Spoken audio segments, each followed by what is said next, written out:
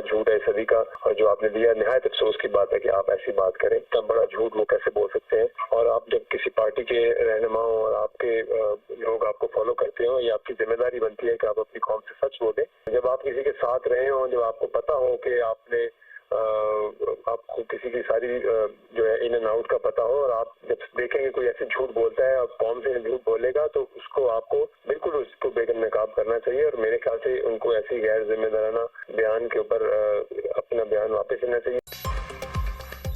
साबिक chairman PTI का बुशरा बीबी को निकाह से पहले ना देखने का दावा।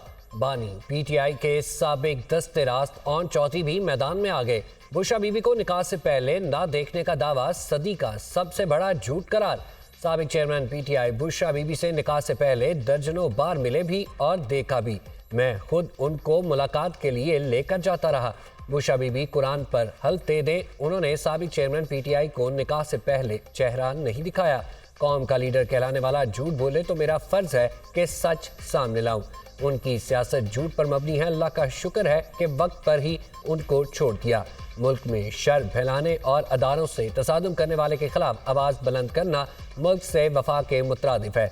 ऑन चौधरी की दुनिया न्यूज के programme on the front with Kamran Shahid में गुफ्तगू।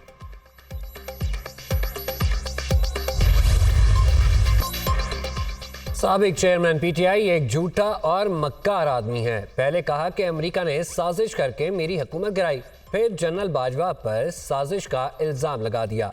अब कह रहे हैं कि मेरे खिलाफ लंदन प्लान बना। 9 मई वाकया से पहले खुद ही लोगों को कहा मेरी गिरफ्तारी पर फलां फलां जगह एहतजाज करना है। क्या उनको 9 मई के एहतजाज का अमेरिका ने कहा था या लंदन से किसी ने फोन किया था? अगर ये साजिश थी तो बानी पीटीआई ने खुद अपने खिलाफ साजिश की। गरूर और तकब्बुर में की जाने वाली कानून शिकनी का खमियाजा भुगतना पड़ेगा। नवाज शरीफ के खिलाफ झूठी सजाएं और मुकदमे खत्म हो रहे हैं तो क्या ये लाडलापन है? मुल्क में ऐसा कोई अदारा नहीं होना चाहिए जो सियासी इंतकाम के लिए इस्तेमाल हो। मौलाना फजल रहमान से इलेक्शन अलायंस नहीं हो रहा, कुछ हलकों में सीट एडजस्टमेंट पर बात हो सकती है। दानियाल अजीज एक सूबाई हलके की टिकट के लिए पूरी पार्टी को लपेट में ले रहे हैं। पार्टी देखेगी कौन जीत सकता है, उसे ही टिकट मिलेगा। नून लीगी रहनुमा राना सनाउल्लाह की मीडिया टॉक।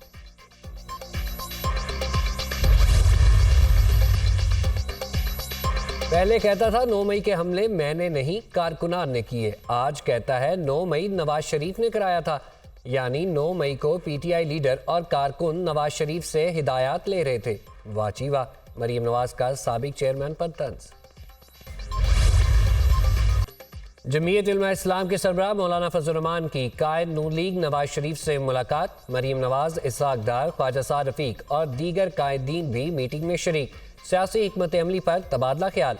इजलास की अंदरूनी कहानी दुनिया न्यूज सामने ले आया। बलूचिस्तान और खैबर पख्तूनख्वा में मुकम्मल सीट एडजस्टमेंट पर इत्तफाक हो गया।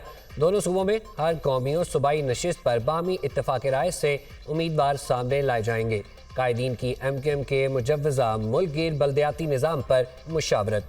मुजव्वज़ा बल्दियाती निज़ाम पर मुकम्मल इत्तफाक राय कर लिया गया। आइंदा पार्लिमान में आइनी तरमीम लाई जाएगी। दोनों जमातों का सिंध में MKM और दीगर हम ख्याल जमातों से मिलकर इंतखाबी इत्तेहाद बनाने पर भी इत्तफाक। सिंध में तीनों जमातें दीगर इत्तेहादियों से मिलकर इंतखाबी मैदान में उतरेंगी। दोनों जमातों के दरमियान मुश्तरका सदारती उम्मीदवार लाए जाने पर भी मुशावरत की गई।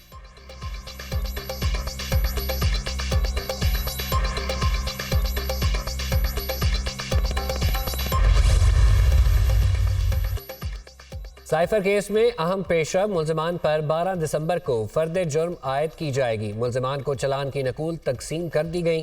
अडयाला जेल में समाअत के दौरान साबिक चेयरमैन पीटीआई और शाह महमूद कुरैशी कमरा अदालत में मौजूद रहे। खुसूसी अदालत के जज अब्दुल हसनाद जुल्करनैन ने केस की समाअत की।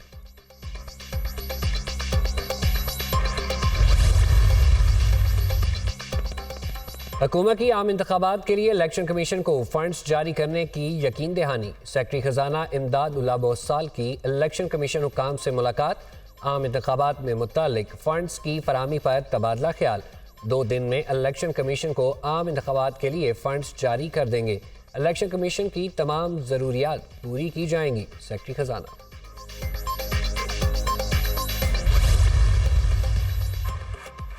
इलेक्शन कमीशन ने आइंदा आम इंतखाबात में फौज की तैनाती के लिए वजारत दाखिला को खत लिख दिया। इलेक्शन के लिए 5,91,106 सिक्योरिटी एहलकार दरकार हैं। चारों आईजीज ने बताया कि दस्तयाब नफरी 3,28,510 है। 2,77,558 सिक्योरिटी एहलकारों की कमी का सामना है। इंतखाबात के मौका पर बतौर स्टैटिक और क्विक रिस्पांस फोर्स की तैनाती यकीनी बनाई जाए। वज़ारत दाखिला 7 दिसंबर तक कंफर्मेशन दे। इलेक्शन कमीशन का खत। आम इंतखाबात के दौरान दहशतगर्दी का चैलेंज दरपेश होगा। सियासी सरगर्मियों में किसी भी रहनुमा को निशाना बनाना आसान होता है। निगरान हुकूमत मुकम्मल तौर पर न्यूट्रल है। तमाम सियासी जमातों को लेवल प्लेइंग फील्ड दे रही है। कोई जमात पसंदीदा नहीं। कोशिश है इंतखाबात साफ और शफाफ हों। अब तक 4 लाख से जायद अफगान शहरी रजाकाराना तौर पर अपने मुल्क जा चुके। निगरान वज़ीर दाखिला सरफराज बुख्ती की गुफ्तगू।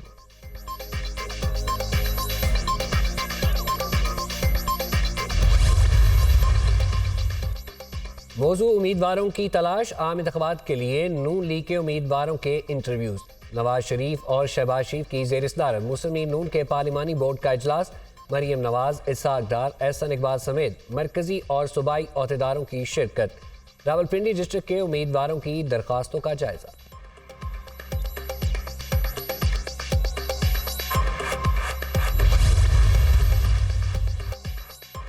मुतफ़िका कौमी मुआशी मंशूर ही पाकिस्तान को मसाइल के दलदल से निकाल सकता है। चार्टर ऑफ इकॉनमी की तजवीज़ कायदे हिज़्ब इख्तिलाफ के तौर पर दी थी, जिस पर आज पूरी कौम मुत्तफ़िक हो चुकी है। अवाम महंगाई से निजात और मुआशी खुशहाली चाहते हैं। नवाज शरीफ ने हमेशा पाकिस्तान की मईशत को संवारा। पूरे पाकिस्तान को मसावी बुनियादों पर तरक्की दी। मुआशी तरक्की की तरफ तवज्जो देना होगी। मुआशरे को नफरत गालम गलोच के कल्चर से पाक करना है। शहबाज शरीफ।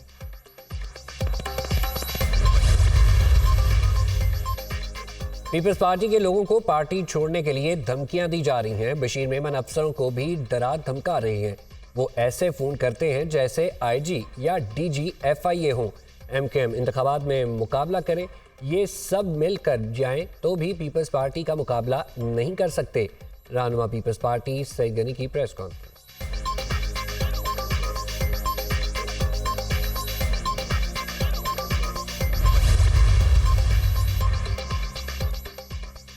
किसी को धमकी नहीं दी। सईद गनी जो बोलते हैं उन्हें बोलने दें। पीपल्स पार्टी ने प्री पोल धांधली शुरू कर रखी है। खामोश नहीं रहेंगे। लाड़काना और नौशहर फिरोज में फरमाइश पर हल्के बनाए गए। जिसने भी ऐसा किया उसे सजा मिलनी चाहिए। हम अदालतों में जाएंगे। निगरान वज़ीर-ए-आला से दरख्वास्त है कि खुदा के वास्ते हमारी बात सुने। इलेक्शन कमिश्नर सिंध पर हमें एतमाद नहीं। बशीर मेमन की कराची में नून लीगी रहनुमाओं के साथ न्यूज़ कॉन्फ्रेंस। पीटीआई को शदीद मुश्किलात का सामना है। पार्टी के लिए बल्ले का निशान रखना मुश्किल हो जाएगा। पीटीआई इंट्रा पार्टी इलेक्शन के नाम से ड्रामा किया गया। पार्टी इंतखाबात के लिए शफाफ इंट्रा पार्टी इलेक्शन कमीशन की तश्कील जरूरी है। वोटर लिस्ट पार्टी आइन के मुताबिक फ्राहम की जाए। रहनुमा और कारकुनों को वोट के बुनियादी हक से महरूम रखा गया। हमें कागजात नामजदगी फ्राहम किए गए, ना ही वोटर लिस्टें मिली। अकबर एस बाबर।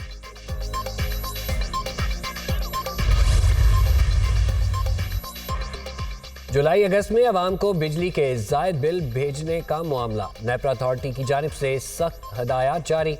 अवाम को बिजली के गलत और एवरेज बिल भेजे गए। डिस्ट्रीब्यूशन कंपनियों ने अपनी नाहली छुपाने के लिए बददियानती दिखाई।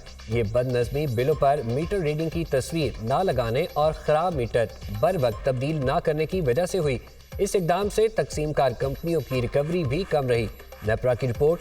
डिस्कोस बशमूल के इलेक्ट्रिक के खिलाफ कानूनी कार्रवाई का फैसला।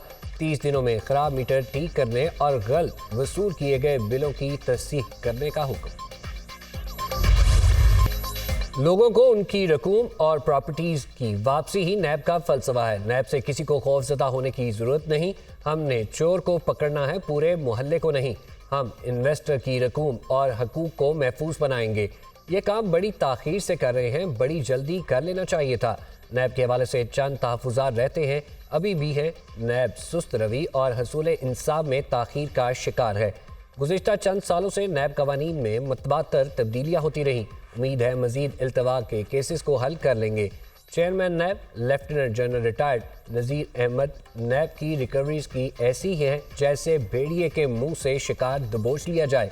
अरबों रुपए की जब्त की जाने वाली 10 प्रॉपर्टीज लोगों के हवाले की जा रही हैं। हमारे पास जो मुलजिम होते हैं ये आम नहीं, वाइट कॉलर क्रिमिनल होते हैं। डीजी नैब लाहौर तकरीब में मुतासरीन को चेक भी तकसीम किए गए।